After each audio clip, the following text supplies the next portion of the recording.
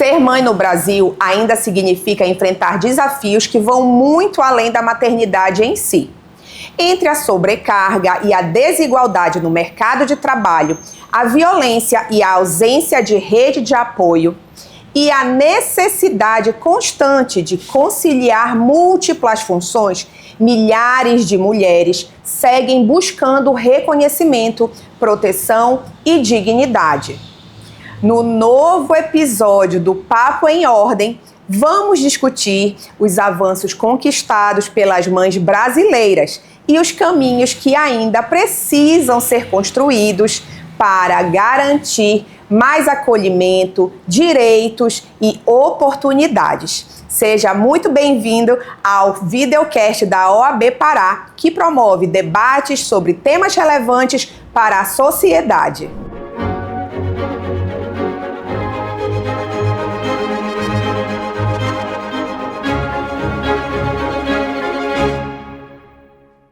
Eu estou aqui com 4 mulheres maravilhosas e expoentes nas suas áreas. Primeiro quero apresentá-las e agradecer a participação de todas para a gente fazer um episódio maravilhoso de debate sobre a maternidade, sobre carreira, sobre o direito das mulheres que são mães. Estou aqui com a doutora Gisele Torres, advogada previdenciarista e trabalhista, diretora de incidência de violência de gênero da Comissão das Mulheres da OAB Pará. Obrigada, doutora. Estou com a doutora Aline Souza, criadora do perfil Advocacia Materna, assessora jurídica e ouvidora da Secretaria de Estado das Mulheres. Estou aqui com a doutora Roberta Santos, muito obrigada, doutora, juíza do Tribunal Regional do Trabalho da 8ª Região e ex-presidente da AMATRA 8.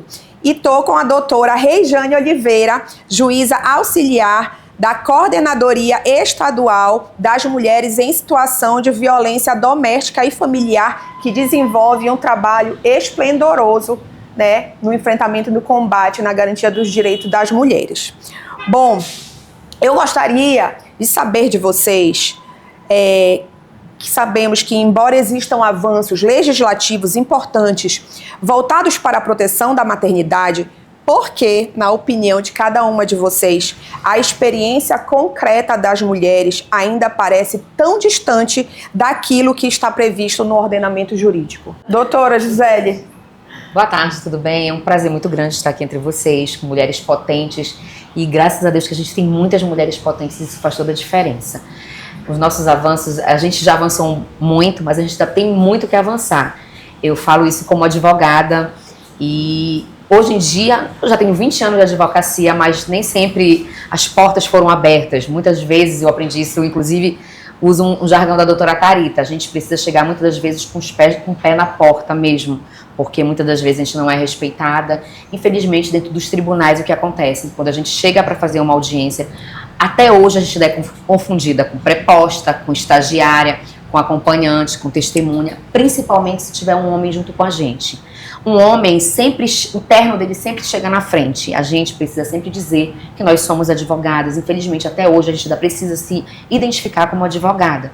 Então, a gente ainda tem muito que lutar e muito que atravessar. Mas, com mulheres potentes, com mulheres cada vez mais esclarecidas, eu tenho certeza que a gente vai avançar cada vez mais. Doutora Roberta, você que é juíza, que tem a maternidade aí no currículo também, deve enfrentar diversos desafios no seu dia a dia. Com certeza, Com certeza. A gente, enfim, já fizemos inclusive, uma parceria maravilhosa aqui com a AMEPA, com a própria OAB, a Matra, justamente colocando que não é o nosso cargo que nos blinda da violência de gênero. Então, nós enfrentamos os desafios da mesma forma e é muito importante a gente trazer isso porque o que a gente ainda observa é que uma grande parte das mulheres não reconhece a violência de gênero que sofre. Então, como não reconhece a violência de gênero, também tem dificuldade em fazer frente a ela. Então, é muito importante que nós estejamos atentas, para essa conduta que a gente pode achar que é só uma desatenção, né? Me confundiu ali. Não é uma desatenção, né? É uma violência porque esse olhar nos coloca em uma situação inferior, né? Então é muito importante que a gente esteja atenta, que a gente reconheça isso. E quando a gente fala em termos de conquistas, né, de direitos, de avanços, e trazendo para esse tema da maternidade, a gente tem hoje o nosso protocolo para julgamento com perspectiva de gênero, e nós temos hoje essas lentes de gênero que nós utilizamos, né, inclusive na análise da própria legislação protetiva. Né? Então, hoje nós temos muitas regras, né, que nós olhamos, principalmente as regras mais antigas, né, trazendo, por exemplo, para o direito do trabalho. A CLT tem previsões, né, tem um capítulo de proteção ao trabalho da mulher, né, mas que quando nós olhamos hoje com as lentes de gênero, como é importante reler esses direitos de uma outra forma, porque quando há, por exemplo, uma proibição para o trabalho noturno da mulher. Por que havia essa proibição para o trabalho noturno da mulher, né? Quando analisamos hoje com essas lentes de gênero, nós observamos e constatamos que é o patriarcado mandando a gente para casa. Não é? Tá bom de trabalhar, tem que ir para casa cuidar da família. A tal da mulher, né, honesta, né, que não podia ficar exatamente. Fora. Então hoje eu acho que o avanço maior que nós temos hoje é essa percepção do porquê das normas, né? É essa percepção de que forma precisamos proteger a mulher. Não precisamos proteger a mulher deixando-a em casa guardada. Né? Temos que proteger a mulher dando a ela realmente uma igualdade material de direitos. Sim. Doutora Regiane, a senhora está à frente de um centro, de uma coordenadoria que recebe e atende mulheres que são vítimas de violência, muitas delas são mães, né? E se socorrem para poder terem garantidos os direitos. E quantas vezes a gente não escuta: eu não quero nada. Não é verdade? Eu não quero nada. Eu só quero a minha paz. E a gente sabe que os direitos, né, são dela e dos filhos. Como é que a senhora lida no dia a dia, né, sobre essa questão dos direitos da maternidade, que muitas mulheres não sabem nem quais são os direitos, né, que têm, e como o CEVID atua, como a senhora enxerga? Bom, primeiro eu quero agradecer o convite para estar aqui nessa roda de conversa com mulheres que têm expertise, né, nas suas áreas, na advocacia. A Roberta, que é uma companheira de lutas, esteve à frente de uma associação, e isso é sempre bom a gente ressaltar, porque uma mulher como presidenta de uma associação de juízes e juízas, ainda é preciso ressaltar, ainda é preciso dizer, né, que tem uma mulher. Enfim, agradecer o convite e falar de mulheres, de mulheridades, né? E aí trazer o tema da maternidade. Então, falar de violência de gênero não está dissociado de se falar de maternidade, porque a maternidade, ela não está limitada a gestar, né, um filho e a ter um filho biológico. O patriarcado coloca para todas as mulheres a questão da maternagem. Por quê? Porque gestar um filho, ter um filho biológico, isso é uma coisa. Outra coisa é maternar, que está relacionado aqui ao cuidado. A Roberta falou ali na questão da lei, quando a lei diz assim, é proibido mulher trabalhar à noite. Isso tem a ver com moral, com costumes e com o cuidado. A mulher tem que estar em casa à noite para cuidar dos filhos. Então, quando o patriarcado nos coloca nesse lugar de cuidado, ele dá a todas as mulheres a condição de maternar. Então, mulheres que não... E aí, há alguns anos, era muito comum dizer que uma mulher ficou para titia. Então, o que era uma mulher ficar para titia? Era aquela moça, aquela mulher que não casou, e aí ela ficava para titia porque ela ia ter que cuidar de todos e todas as pessoas da família, e isso é maternar. É o cuidado, é o lugar do cuidado, do afeto, né? Então, mas as mulheres que são mães, que têm filhos, elas têm uma sobrecarga. A Thalita abriu aqui a nossa conversa falando de sobrecarga. Então, as mulheres, elas foram para o mercado de trabalho, né? Mas elas não saíram, não se livraram das tarefas domésticas, das tarefas do cuidado.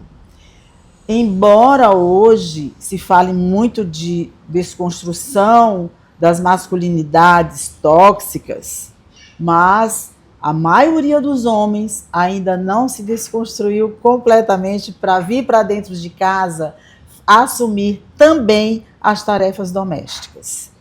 E aí fica essa sobrecarga para as mulheres, que precisam estudar, precisam trabalhar.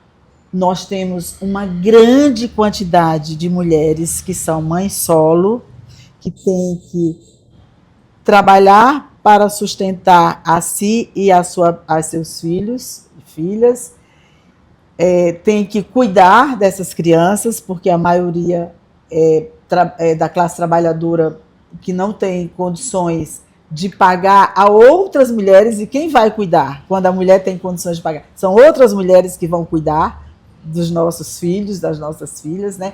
Então, essa questão da maternidade, ela está ela está vinculada à questão da desigualdade de gênero, né? E à questão do patriarcado, do lugar que o patriarcado nos colocou, né? Não colocou as mulheres, nos colocou. Aqui somos todas mulheres e sabemos bem. E aí, quando vem aqui para o nosso campo profissional, nós temos uma sobrecarga de muito estresse, porque trabalhamos com prazos, trabalhamos com muita responsabilidade. Então, nós estamos o tempo todo pensando como dar conta de tantas metas. São números e mais números. E aí são filhos para cuidar. E aí o que é que nós temos? Adoecimento mental. Mas isso é outro papo. É isso mesmo. Nós temos aí, como falado, mulheres sobrecarregadas, né? Temos liberdade para trabalhar, desde que consigamos, né, administrar a nossa casa. Você até vai, né? Isso que hoje em dia tem alguns maridos ainda que estão bem nesse conservadorismo. É engraçado que as mulheres estão ficando cada vez mais progressistas e os homens cada vez mais conservadores e cada vez mais cedo. Então, assim, você pode trabalhar desde que você consiga dar conta do seu trabalho aqui. E aí a gente tem aquela grande questão, né, que hoje em dia é reconhecido, mas não está em nenhum contrato, né, o trabalho invisível de cuidados, que é aquilo que chamam de amor, nós chamamos de trabalho invisível de cuidados, né, que a todas as mulheres recai essa grande responsabilidade. Aline.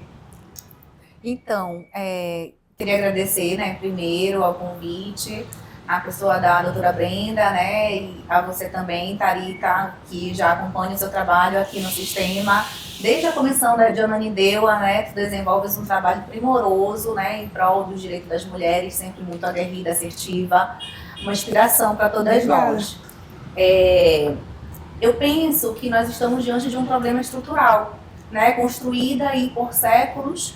Então, não vai ser, né, num passo de mágica, né, no estalar de dedos, que nós vamos ter, né, a superação dessas situações. Então, quando as instituições, né, estão envolvidas, né, e reconhecem que é um problema, acredito que a gente consiga aí ter avanços.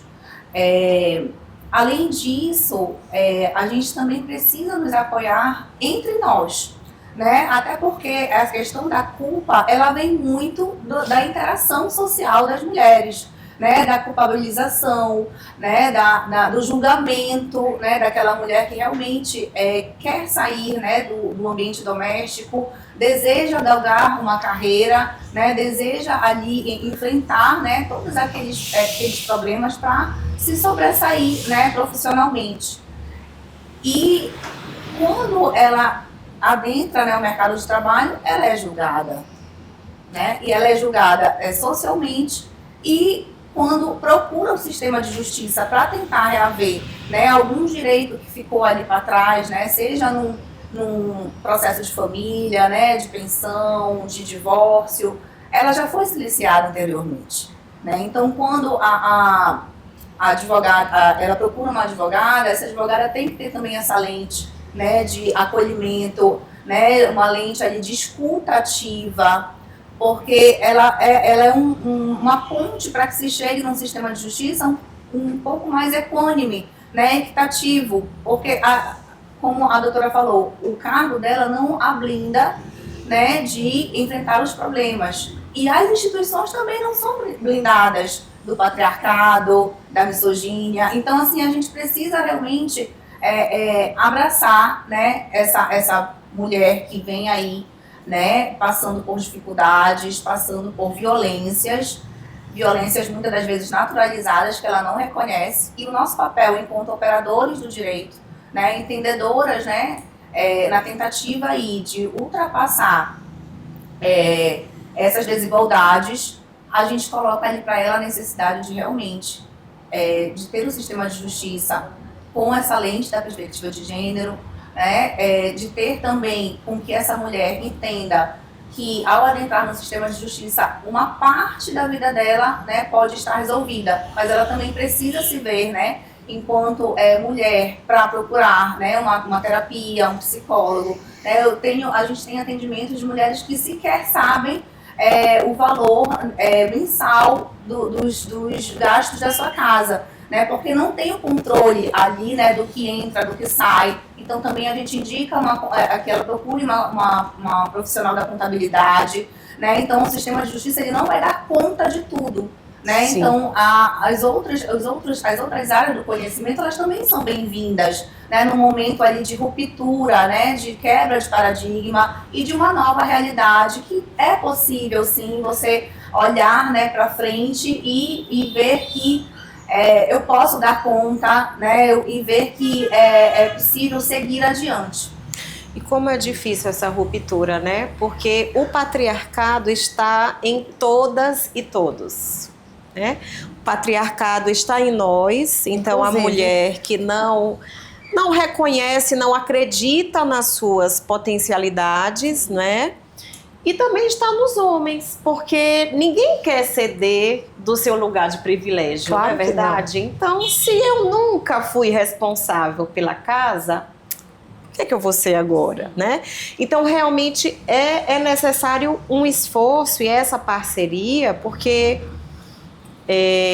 a gente falar isso entre nós, todas aqui são convertidas já, né? Todas aqui já têm letramento, não é? A conversa fica sempre fácil, Fácil. né? Aqui Apesar de muito ser fácil. extremamente Todo pesada. mundo concorda uma com a outra, né? Mas quando a gente sai desse ambiente de segurança, esse ambiente de acolhimento, nós enfrentamos ainda muitas resistências, né? Tem muita resistência, então é muito importante que esses papos, eles estejam sendo aqui divulgados, né, dentro Sim.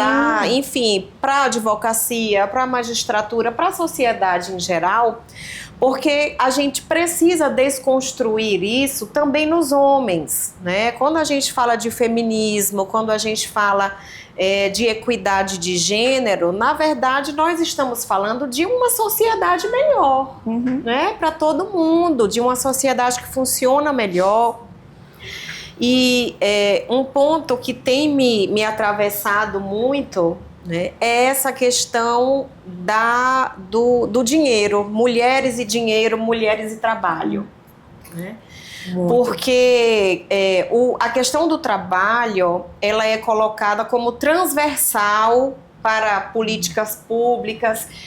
Eu vejo a questão do trabalho como central. Sim. Uma mulher que não tem um trabalho, que não tem a sua autonomia financeira, ela não sai da situação de violência doméstica.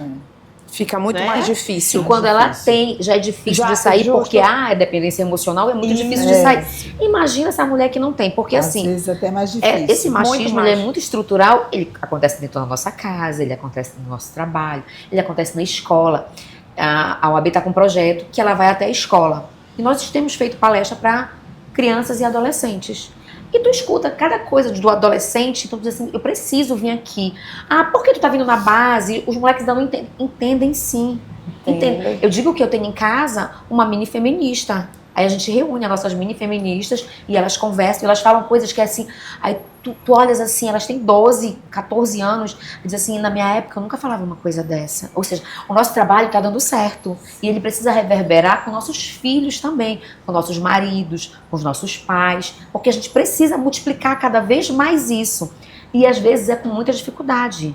Mesmo com os maridos, com os filhos, que sabem que a gente tem letramento, que sabem o nosso posicionamento, a gente não escuta uma brincadeira, uma piadinha. Ai, tô brincando, tu não sabes nem brincar. Mas a gente sabe que lá no fundo é desconfortável para eles saírem do lugar deles. Porque eles estão cada vez mais conservadores. Porque eles sabem que se eles estiverem mais conservadores, eles vão ser uma resistência, mesmo que velada, para o nosso crescimento, para o nosso progresso. Porque quando uma mulher ela se levanta, ela vai buscar outras. Por exemplo, eu vejo que a gente já conseguiu desconstruir muito aquela história da rivalidade. Ai, fulano é minha concorrente. Não, Isso aí. vem cá, me dá a mão, vamos todo mundo junto. Quando a gente começou a perceber isso, nós ficamos cada vez mais fortes. E a gente consegue levar o nosso posicionamento para cada vez mais mulheres. E assim, porque muitas sofrem violência e elas não sabem que elas estão sofrendo violência. Elas não sabem que o nome daquilo é violência. Aí quando tu começas a falar, ela diz assim, mas eu vivo isso lá em casa, isso é violência. Aí tu dá um discernimento para ela, tu dá uma clareza para ela. Então isso é muito importante, assim, que a gente consiga reverberar cada vez mais, multiplicar cada vez mais e acolher cada vez mais essas mulheres em todos os ambientes que a gente estiver sempre. Nós precisamos entender que a questão da violência, né, a pauta das mulheres, não é pauta das mulheres, tem que ser pauta da sociedade, né? Está na hora da gente furar a bolha, já é passada a hora, na verdade, da gente furar a bolha e a gente ter homens aliados e falar com homens. Porque, infelizmente, os dados estão aí, eles não mentem. As maiores agressões contra as mulheres acontecem dentro de suas próprias casas, pelos seus, né, companheiros. Então, isso reverbera na maternidade, isso reverbera na infância, né? Então, é muito importante que esse trabalho, doutora, institucional, eu acredito que a Matra também tenha, né? A OAB tem de fazer dentro das escolas, por quê? Porque é a base. E é assim, a infância, né, e a juventude, elas não são futuro, elas são presente. Se a gente quer um futuro melhor, nós precisamos começar hoje. Vamos agora para uma rodada de perguntas que eu vou fazer para cada uma de vocês, tá? Conforme a atuação. Então, eu começo com a doutora Gisele. A Lei Júlia Matos, ela surgiu a partir de uma situação extremamente simbólica sobre a falta de sensibilidade institucional com a maternidade dentro do sistema de justiça.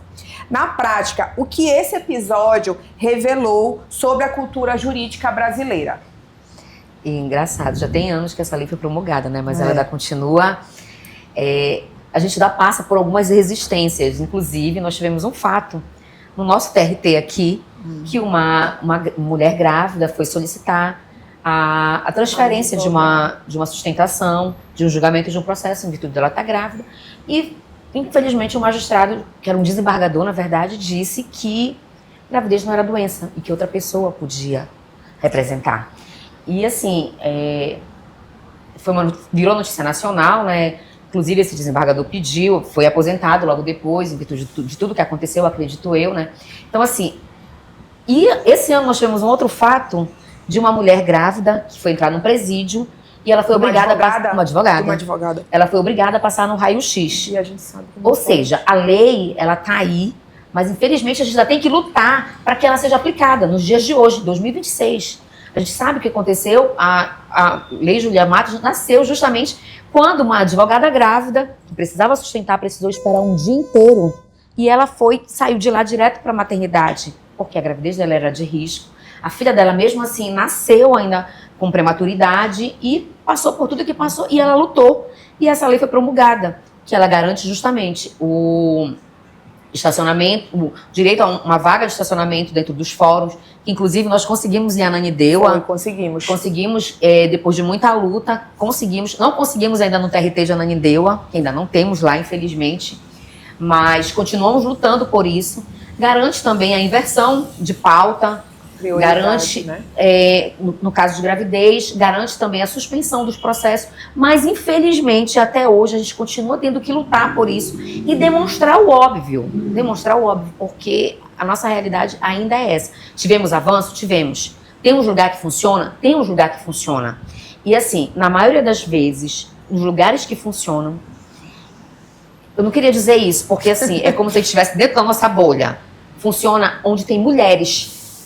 Infelizmente, ainda quando são os homens, eles não enxergam dessa forma. Eu fiquei surpresa quando há 2 semanas eu fui fazer um processo que uma reclamante sofreu assédio sexual e era um homem, um magistrado. Eu já fiquei preocupada, eu confesso.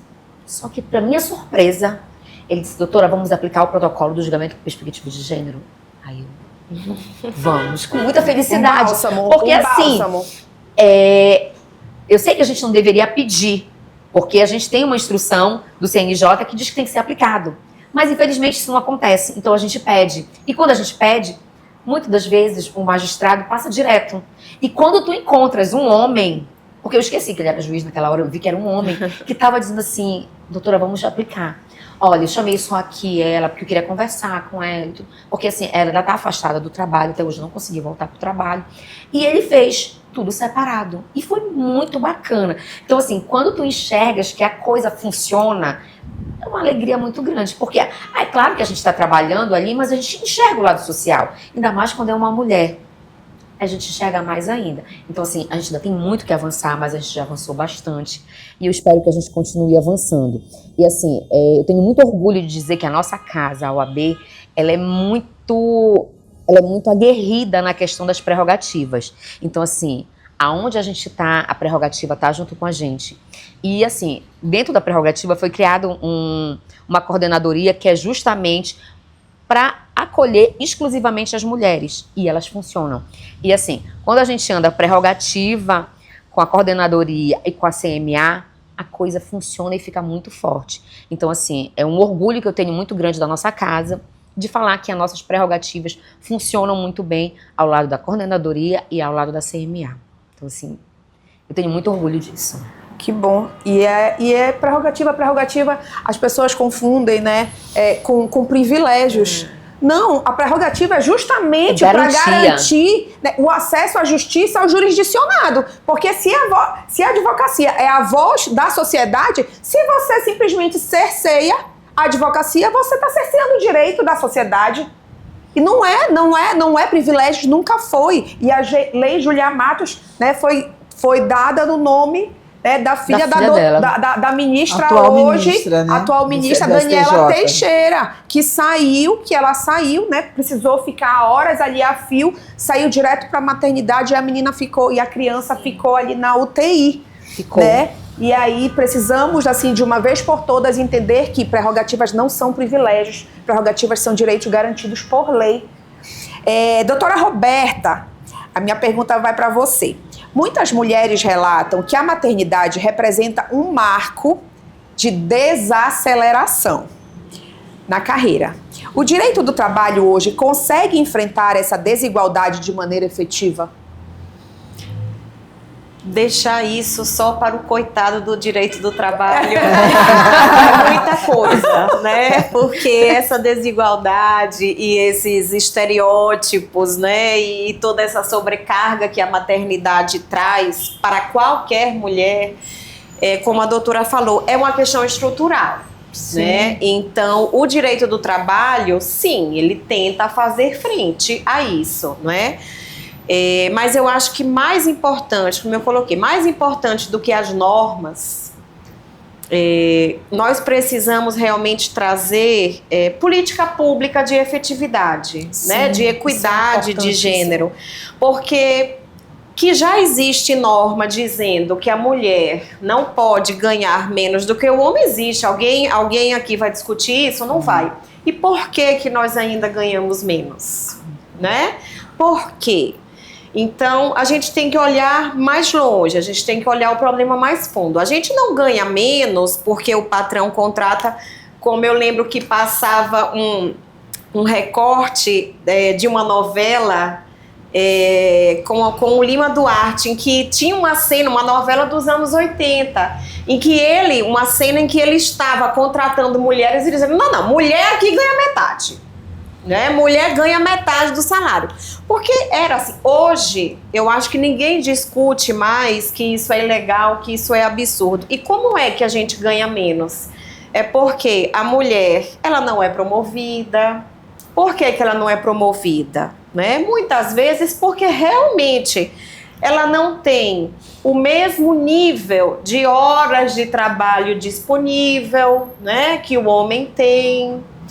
Ela vai ganhar menos ou ela não vai ser promovida. Porque, por exemplo, falamos de dinheiro aqui.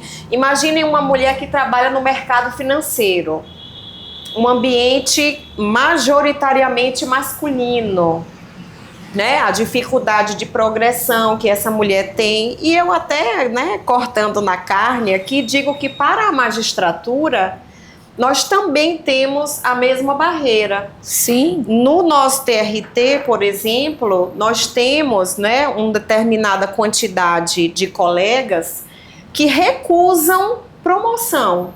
Por quê?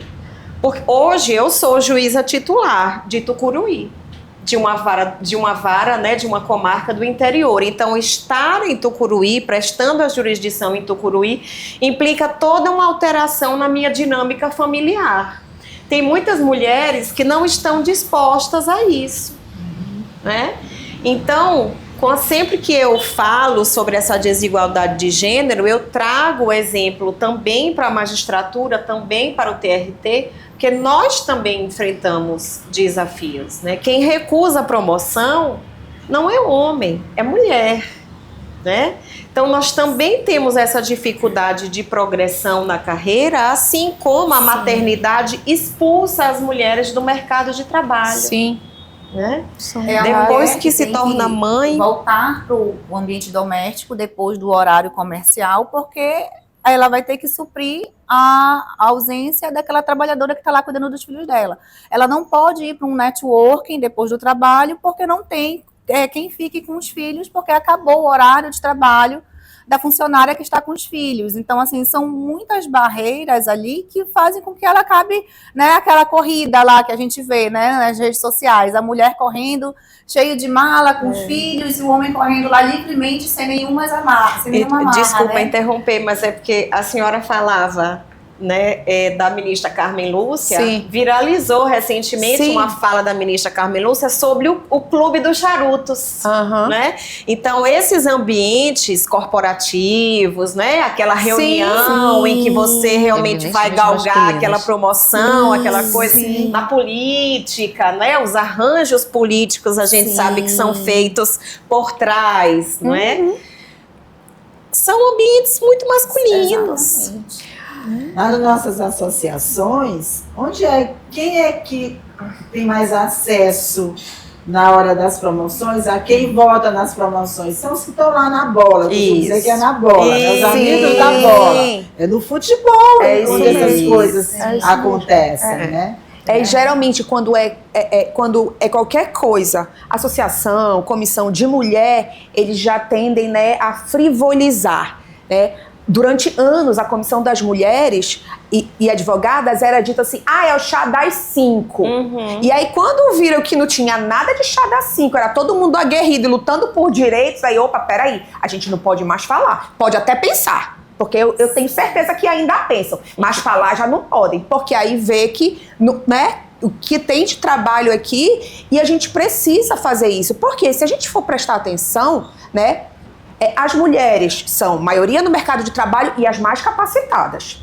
Dentro das universidades, são as que mais estão nas universidades, nos mestrados e nos doutorados. E por que não estão nos lugares de diretoria e de decisão, né? Eu estava lendo agora, essa semana, além do piso e do teto de vidro, inventaram mais um. Agora é o penhasco de vidro. Olha só, assim, literalmente são obstáculos que são jogados em cima da gente, que eu digo que o mundo não é feito pra gente, mas a gente ousa resistir. Olha o que é o tal do penhasco de vidro. Quando a mulher chega lá, são tirados todos os recursos para que ela fale, para que justamente digam, tá vendo só? Chegou lá, teve a oportunidade e fez o quê? E aí ela é tirada, né? Ou ela pede para sair, coloca um homem e os recursos voltam. Tá vendo? Olha só, era uma mulher, não tinha. Então, olha só como é que o mecanismo, né, do machismo, do patriarcado funciona, né, para poder nos tirar. Aline, quando políticas públicas para as mães são discutidas, muitas vezes elas aparecem vinculadas apenas à assistência social. Isso é um ponto crucial. Como transformar a maternidade também em pauta de desenvolvimento, cidadania e autonomia econômica? Fale um pouco sobre as ações da ACEMU. Então, a Secretaria de Estado das Mulheres, ela foi criada em março de 2023, né, como uma secretaria de articulação de políticas públicas, de construção, né, de políticas públicas para o Estado do Pará, envolvendo mulheres, né, envolvendo mães, mulheres e meninas. Em relação à maternidade, né, ela sempre vem atravessada com mais fragilidades, né? Aquela mãe ali, né, principalmente nos nossos interiores, né, que é uma mãe solo, né, que tem ali, né, cerca de 3, 4 filhos, ela tem dificuldade de chegar até ao direito do filho, né? Primeiro que a gente coloca que vamos tirar, né, a discussão da maternidade do assistencialismo, mas a gente precisa valorizar a assistência social em relação a isso, né? A assistência social, ela leva, né, até aquela mãe conhecimentos sobre se aquela mãe tem algum direito a algum benefício municipal, algum benefício do governo, leva informações se aquela mãe está passando por um ciclo de violência, ela faz o acolhimento, faz a busca ativa daquela mãe, né, a insere numa rede de atendimentos de serviços do município, né? Então, não é que é só falar de maternidade de cunho assistencialista, né? Eu acho que a gente tem realmente até um certo preconceito com o assistencialismo quando a gente acha que o assistencialismo vai tratar só de um ponto. Não, ele é muito abrangente, né? O serviço social desenvolvido, né, pelas profissionais da área, ele é abrangente e eu vejo como uma ponte realmente de garantia de direitos, né? Quando a gente tem ali, né, um município que é organizado com a rede de serviços para aquela mulher consegue, né, sim, estar dentro de uma defensoria pública, consegue estar dentro de uma delegacia de atendimento especializado da mulher. Por quê? Porque ali na calçada, aonde ela está tendo prejuízo na sua vida, né, cotidiana, né, com um número considerável de filhos, né, ali sozinha, tendo que dar conta, né, de todas as obrigações, os deveres de cuidar e criar, né, de filhos, a assistência social que vai trazer essa mulher, fazer o acolhimento, né, direcioná-la para os serviços que ela tem necessidade, né, colocá-la ali diante de profissionais da saúde, né, que ela precisa fazer, muitas têm demandas de sobrecarga mental, né, de sobrecarga de trabalho, de desenvolver, né, as atividades rotineiras sozinhas. Então isso tudo vai ali desgastando a autoestima daquela mulher, vai ali desgastando a sua forma mesmo de querer enfrentar o mundo. né? Então, assim, é realmente considerar, né, a assistência social como um serviço necessário, né? E obviamente que os outros serviços devem estar ali preparados para receber essas vulnerabilidades, né? E a SEMU, ela tem, né, diversos projetos que abraçam e vão ao encontro, né, dessas problemáticas enfrentadas. Um deles, que é o que eu considero muito importante, é o projeto Eles com Elas, que é trazer realmente os homens para a discussão da maternidade, do ciclo de violência, né, desconstrução de toda essa valorização dessa superioridade do trabalho do homem por ser, né, um trabalho público, um trabalho externo, em detrimento do trabalho doméstico, que muitas das vezes ainda é desenvolvido só para as mulheres. Então, levar aos homens esse letramento, né, essas desconstruções, para que eles, mediante a instituição da onde eles vêm, possam replicar tanto no seu ambiente de trabalho, quanto na sua vida doméstica também. Eu acredito que a assistência social ela é o ponto de partida, porque infelizmente a fome dói. Como é que qualquer pessoa pode querer qualquer coisa, né, ali numa situação de extrema vulnerabilidade? Então você precisa garantir ali o mínimo, né, para poder fazer com que aquela pessoa galgue outros patamares, né, consiga enxergar. Porque infelizmente nós temos aí uma grande maioria de população que está em extrema vulnerabilidade, né? Doutora Rejane, a CEVID atua não apenas no suporte jurisdicional, mas também na articulação institucional e na formulação de políticas voltadas ao enfrentamento da violência doméstica. Na prática, como essa atuação integrada contribui para tornar o sistema de justiça mais eficiente e mais humanizado para as mulheres? Vamos lá.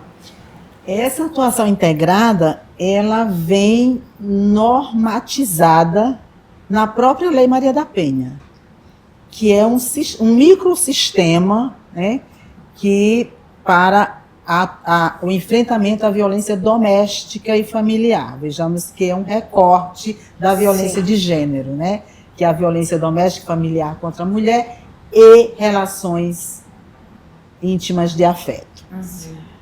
Então, a política institucional, ela é nacionalmente institucionalizada instituída pelo CNJ, que tem várias resoluções, inclusive uma dessas políticas vem com o protocolo de julgamento com perspectiva de gênero, que foi algo importantíssimo, e eu fico bem feliz quando eu vejo Gisele dizer que chegou numa audiência e um juiz se antecipou e disse, vamos atuar aqui com a perspectiva de gênero. Isso é fantástico, porque somente com as lentes de gênero nós podemos garantir o acesso à justiça às mulheres de forma plena. Porque o acesso à justiça não é ela chegar lá para uma audiência, não é ter um processo na justiça. O acesso à justiça é que essa mulher seja escutada de forma qualificada, que essa mulher tenha o seu processo analisado, vendo todas as suas formas de vulnerabilidade. Uma, que ela já é mulher. A outra, onde essa mulher vive, questão territorial. Sim. Qual é a sua raça? Porque se ela for negra ou parda ou indígena, já é um outro olhar. Ela já é atravessada por outros estereótipos e por outras violências, outras desigualdades. Então, e aí a articulação com as secretarias de Estado, porque quem formula a política pública para dar efetividade, né, à Lei Maria da Penha ou a outras leis que garantam direitos às mulheres, é o executivo, né, que é responsável para aplicar as políticas públicas.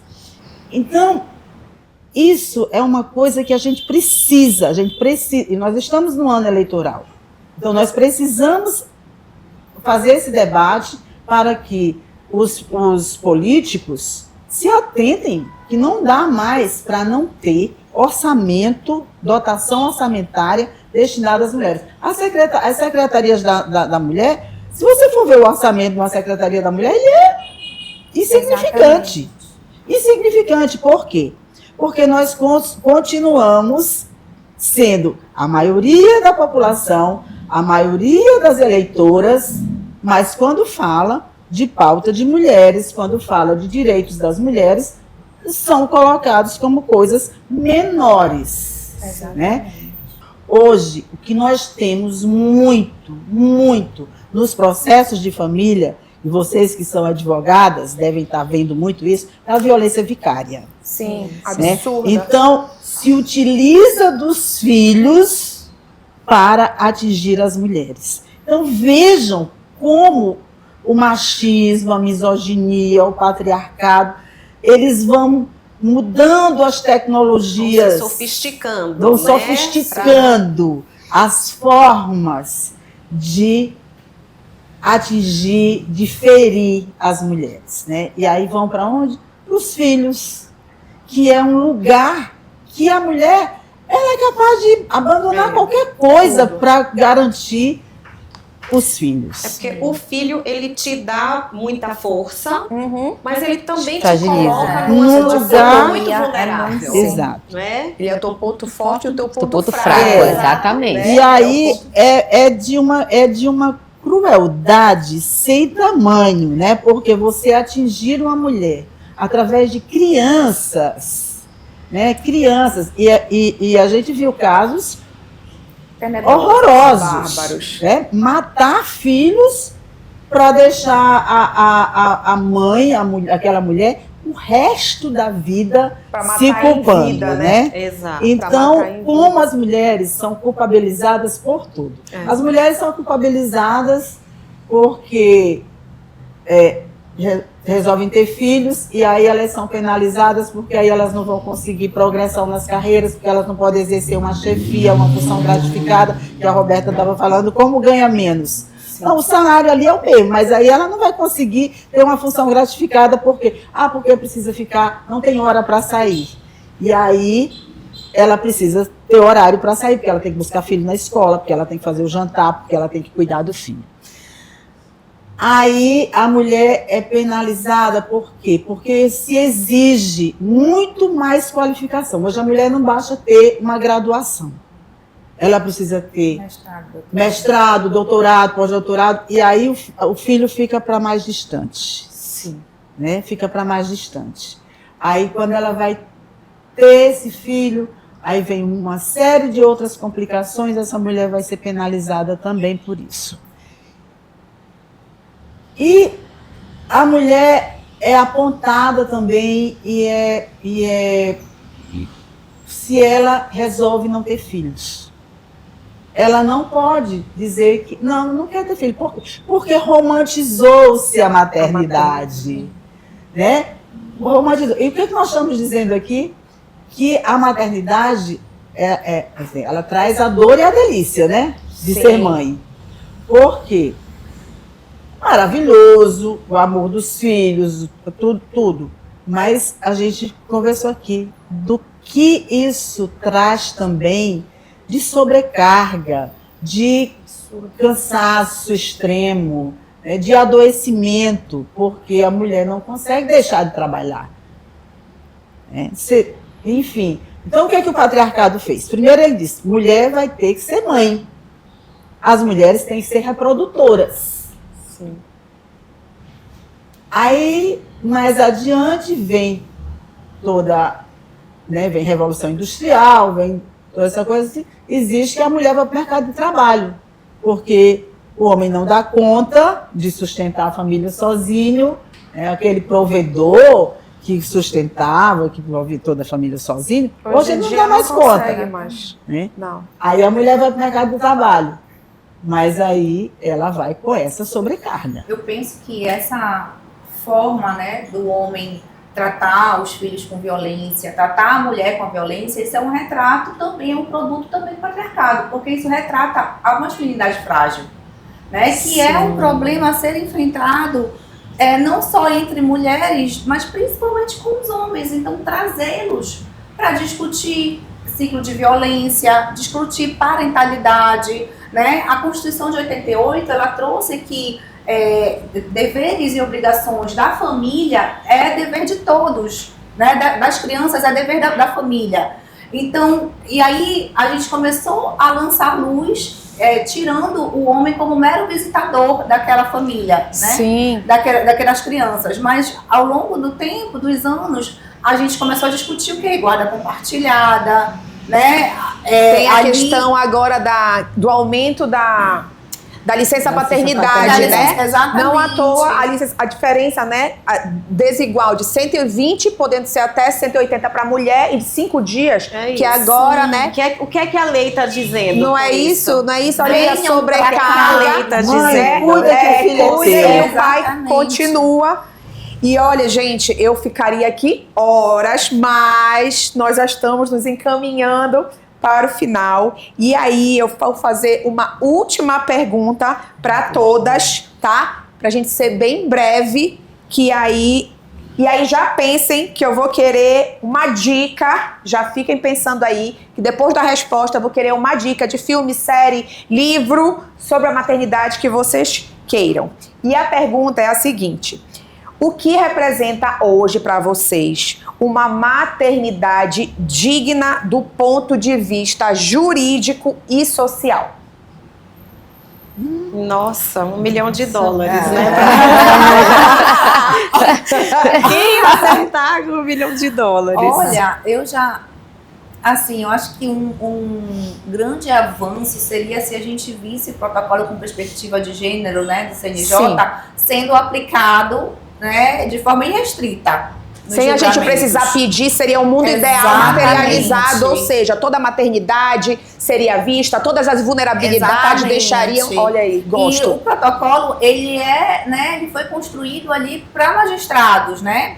Eu digo que é para todo mundo, exatamente, para todo o sistema. Mas assim, é algo que pode ser, né, espraiado ali para todo o sistema de justiça, não só para magistrados, para servidores também. Sim. Né, para advocacia. Advocacia, inclusive, tem obrigatoriedade. Sim. Para o sistema de polícia, né? A gente sabe que muitos processos judiciais começam num boletim de ocorrência. Sim. Então, quando o sistema de polícia, né, abraça esse protocolo com perspectiva de gênero, eu já consigo respirar áreas assim mais satisfeitas, né, em relação à tua pergunta, né? E aí também colocar para todos os poderes, executivo, legislativo, a aplicação do protocolo na sua medida da competência, né? Aline, então, protocolo.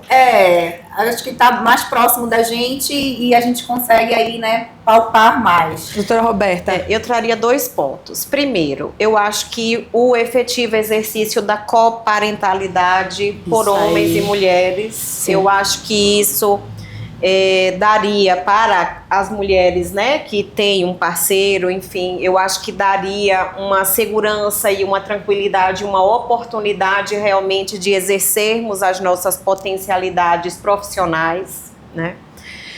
E um segundo ponto é que a gente tem que observar as interseccionalidades também. Então, para as mulheres que não estão, né, amparadas por um parceiro, falamos aqui das mães solo, né, das mulheres negras, que sempre estiveram no mercado de trabalho, nunca precisaram lutar para estar no mercado de trabalho, porque sempre estiveram lá, né, por uma necessidade.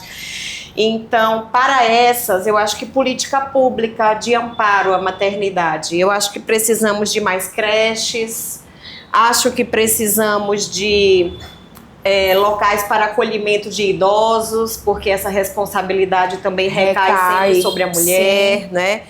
Então, eu penso que amparado, não é, por uma mudança realmente da cultural, né, dos homens, e por uma política pública efetiva de amparo, eu acho que aí a maternidade ela vai deixar de ser esse obstáculo que hoje ela é realmente para o exercício de toda a nossa potencialidade enquanto mulheres, né, e mães. Muito importante.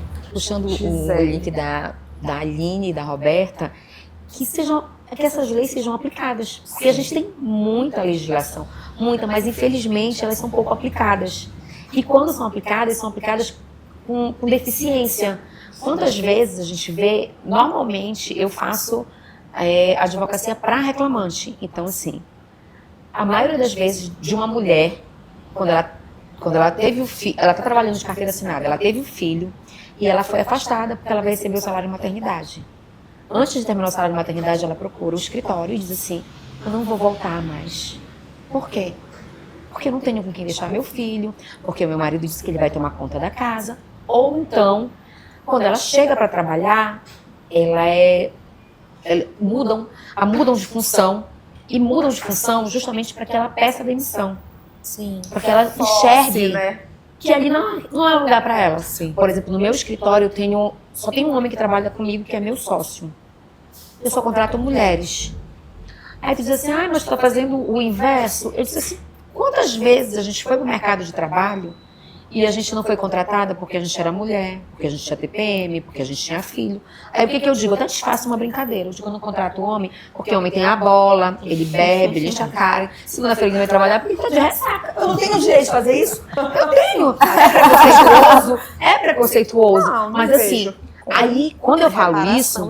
Reparação histórica. Exatamente. Quando tu fala isso no primeiro momento, diz assim, ai, que agressivo. Não. Ai, mas e quantas vezes a gente passou por isso? Quantas vezes a gente foi olhar? Olha, mas tu tem que demonstrar que realmente... tem filho. Com quem vai ficar teu filho quando tu vier A trabalhar? pergunta que tu ouves é isso. Por que a gente tem que ouvir isso? Com quem vai ficar teu filho? E se o teu filho adoecer? Tu escutas isso? Isso é pra mulher. É só a gente pra mulher. não escuta O pra homem, ele pega o terno dele, ele pega a bolsa dele e ele vai trabalhar. Ele nem olha pra trás. O filho tá gripado, o filho tá com febre, o filho tem dever de casa. Quem vai resolver somos nós. Então, assim, que essas leis sejam aplicadas, a gente vai ter uma grande diferença. Se elas forem efetivamente aplicadas. A minha sugestão seria essa, uma maternidade Doutora. juridicamente perfeita. Bom, eu acompanho a senadora. Mas eu vou só acrescentar aqui o que elas disseram. Eu acho que é um sonho, mas a gente tem que sonhar, e a utopia faz a gente caminhar, né? E eu queria muito que todas as mulheres,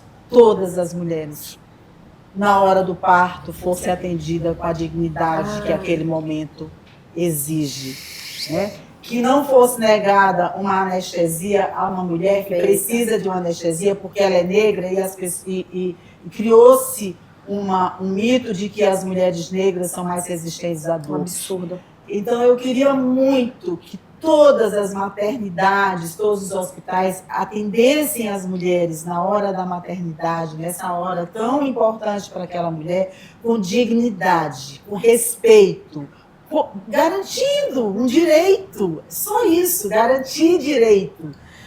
E que essa mulher não tivesse que dizer, eu não vou voltar ao trabalho quando terminar a licença maternidade, porque eu não tenho onde deixar meu filho. Que tivesse creches para essas mulheres. Há quanto tempo, doutora Roberta, que a CLT prevê creches nas empresas que tenham mais que tenham um número de mulheres em idade fértil? Então, isso e no serviço público ninguém nunca viu. Eu, uma vez, fui fazer um curso sobre violência de gênero no México e fui fazer uma visita à Suprema Corte para entender o protocolo. A gente ainda não tinha o protocolo aqui. E lá foi um dos primeiros lugares a ter protocolo. O nosso foi inspiração de lá. E que foi exatamente a Suprema Corte quem idealizou o protocolo. E lá, num outro prédio próximo à Suprema Corte, tinha uma creche. Gente, que lindo. Entendeu? Para que as servidoras pudessem deixar seus filhos ali e trabalhar com muito... Gente, as empresas, as instituições precisam entender que uma mulher, se eles querem produtividade, essa mulher vai produzir muito mais e melhor se ela tiver a tranquilidade de que seus filhos estão bem, né? Que eles estão ali próximo a ela, que ela pode ir lá no seu intervalo, ir lá e dar um colo para o filho, claro, e ver como é que o seu filho está. Então, isso são coisas simples e que não tem política pública para garantir isso. eu não gosto da palavra protocolo de julgamento, porque para mim restringe. Eu gosto de protocolo de atuação, porque ele tem que ser em todos os lugares. É no posto de saúde que tem que atuar com perspectiva de nas gênero. universidades. É nas escolas. As diretoras de escola têm que se apropriar do protocolo. Todo o pessoal de serviço de saúde tem que se apropriar. Em todas as delegacias, em todas as instituições. Quando a gente tiver, toda a sociedade se apropriar desse instrumento tão potente para garantir direitos das mulheres e com interseccionalidade, nós vamos ter muito melhor a nossa vida. Né? Sim. Thalita, só contribuindo que as mulheres não se sintam culpadas de buscar aquilo que a realiza, né? Sim. Até porque o que a gente tem que ter em mente é que a cuidadora, ela precisa de cuidados também. Então aquela mulher, ela precisa ter um bem-estar físico, ela tem que fazer uma atividade física, um bem-estar mental, emocional, né? Para fazer ali a sua higiene mental, e quando ela volta para dentro do ambiente doméstico, ela volta com muito mais vibração, né? Aquele ambiente, aquela família, ela vai estar muito mais cuidada se a mãe estiver cuidada, né? Se a sociedade, se o posto de saúde, né? Se a escola olhar para aquela mãe como realmente um sujeito que precisa de cuidados e que ela não se sinta culpada por buscar se cuidar, né? Por buscar se especializar, por buscar alcançar uma melhor posição na sua empresa, na sua carreira, né? Por buscar um curso de especialização, um doutorado, um mestrado, por buscar mudar de carreira totalmente, né? Então, que essa culpa realmente fique para trás e que ela possa galgar aí, né, a sua caminhada da melhor forma. Com certeza. Roberta, tua dica. Bom, a minha dica é dentro dessa minha preocupação, né, com mulheres e dinheiro, mulheres e economia. Eu acho que a gente precisa se apropriar desse conhecimento, acho que a gente precisa quebrar essa barreira. Então tem um livro maravilhoso que chama A Mão Invisível do Mercado. Olha, a mão invisível do mercado. E o subtítulo é maravilhoso, é assim: ou quem cozinhava as refeições de Adam Smith. Né? Porque Adam Smith, que é o pai da economia moderna, ele estava ali escrevendo, produzindo. E quem estava cuidando de os bastidores ali, né? Então, eu acho que a gente precisa se apropriar desse conhecimento, né? A gente precisa sim entender de economia, dinheiro é coisa de mulher, sim. Sim, afinal de contas, a maioria das administradoras da casa e as mágicas do dinheiro são as mulheres. Então eu acho que a gente precisa entender um pouco mais sobre isso. Sim. Gisele. O filme Quando Ela Volta é um filme com a Regina Casé, onde tem a relação de duas mulheres, duas mães. Uma é a Regina Casé, que veio do Nordeste e foi para a capital, para São Paulo, para cuidar. Ela deixou a filha dela lá e foi cuidar do filho de uma outra mulher, para que essa mulher pudesse sair para o mercado de trabalho. Ela recebia, mas só que o trabalho ainda era um trabalho invisível. E assim, o contato com a filha dela era sempre pelo telefone. A filha dela cresceu e tudo mais. E ela tinha uma relação muito forte com que não era mais criança, mas que foi a criança que ela criou. Na verdade, ela não cuidou, ela criou daquela criança.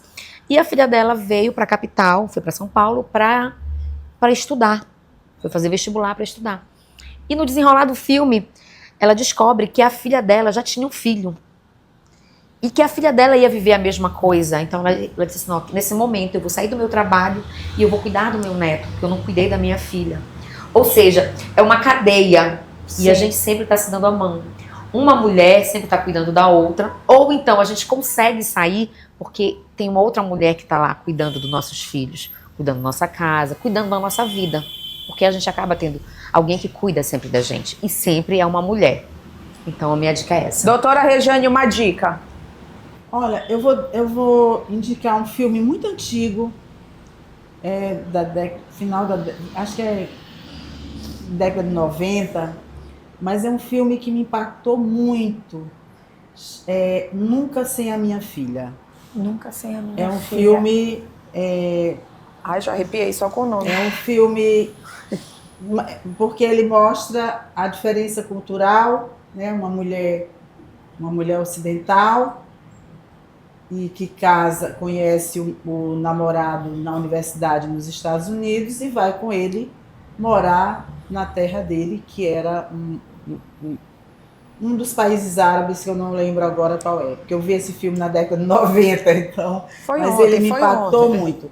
E o outro filme, que aí esse é recente, agora do Oscar, é Hamlet. Eu achei esse filme, assim, em termos da maternidade, assim, fantástico. E tem um livro que eu não vou lembrar o nome da autora, mas é um livro muito interessante, não é sobre maternidade, mas é sobre mulheres e poder. O título é Mulheres e Poder. Mulheres é e muito Poder. interessante. Eu não lembro o nome da autora, ela é inglesa. Que bom. Ailine. Então, tenho 2 dicas, né? A primeira delas, que é um livro que mudou bastante a minha concepção sobre culpa, sobre amor e cuidado, que é Tudo sobre o Amor e Novas Perspectivas, da Bell Hooks. Eu indico esse livro para as minhas clientes, inclusive, que estão ali naquele momento, né, mulheres em situação de divórcio. Eu não queria entrar, bora fazer um acordo, ali me faça um acordo, eu tenho medo disso, daquilo, eu vou me sentir culpada. Então, esse livro realmente foi um divisor de águas na minha vida. Por justamente, assim, até mesmo da minha maternidade, para deixar essa culpa, né, para trás, né, que o amor, ele se constrói diariamente. A Bell Hooks, ela diz isso, que o amor, ele é um ato de vontade, né? Então, quando você decide que naquele ano você vai tentar o doutorado, você vai tentar o concurso em outra cidade, aquele ponto, aquela decisão não vai querer dizer que você está deixando seu filho, sua maternidade para trás.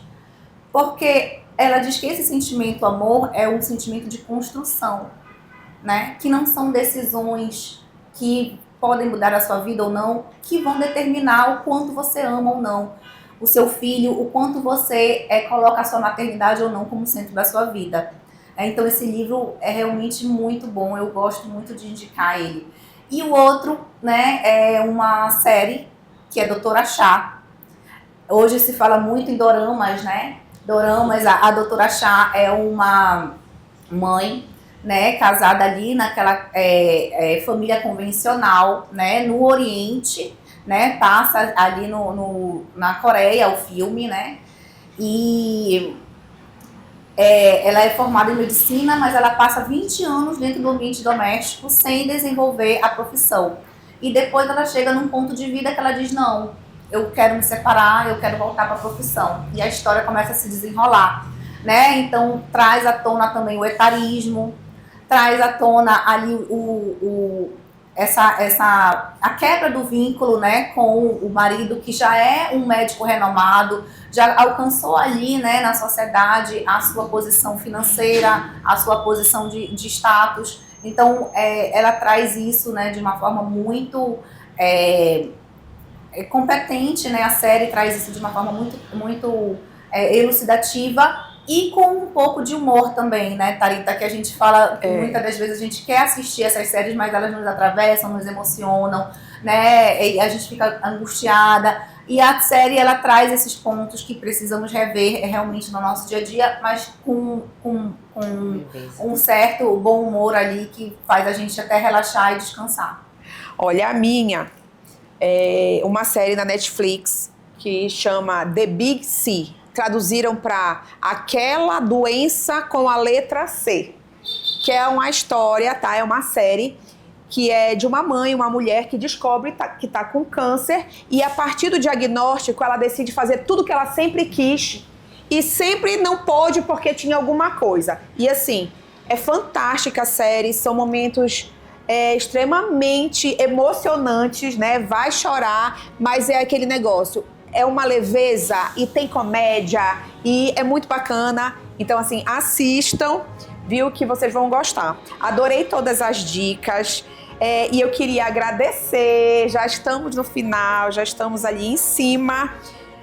A maternidade precisa deixar de ser um desafio enfrentado individualmente pelas mulheres e passar a ser uma responsabilidade compartilhada por toda a sociedade, pelas instituições e pelo poder público. Agradeço a companhia de vocês em mais um episódio do nosso Papo em Ordem. Muito obrigada e até a próxima.